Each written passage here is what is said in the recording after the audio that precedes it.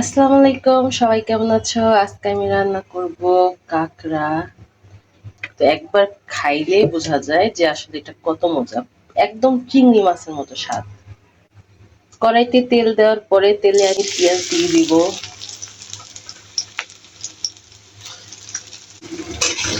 পেঁয়াজগুলো ভালো করে নেড়ে চেড়ে নেব।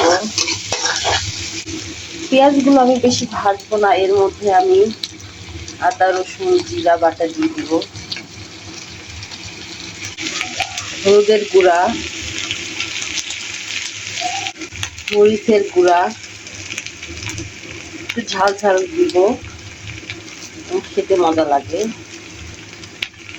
পরিমাণ মতো লবণ, পানি দিয়ে ভালো করে মশলাটা কষিয়ে নেব।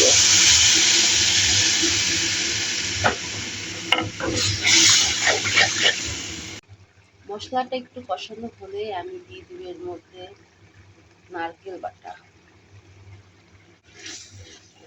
নারকেল দিয়ে মশলাটা ভালো করে কষিয়ে নেব।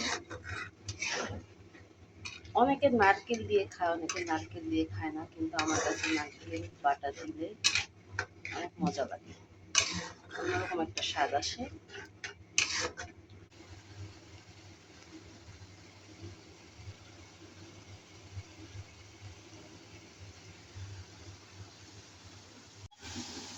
মশলাটা কষানো হয়ে গেছে, এখন আমি এর মধ্যে কাঁকড়া দিয়ে দিব।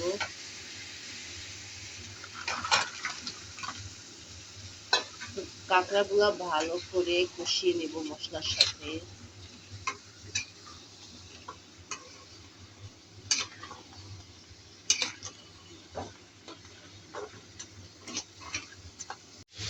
কষানো হয়ে গেছে, একদম চিংড়ি মাছের মতো লাল লাল হয়ে গেছে। এখন পানি দিয়ে দিব।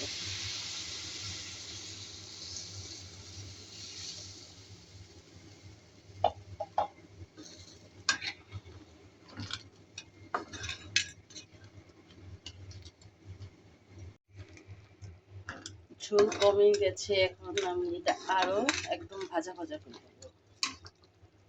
এই তো রান্না হয়ে গেছে আমার কাঁকড়া।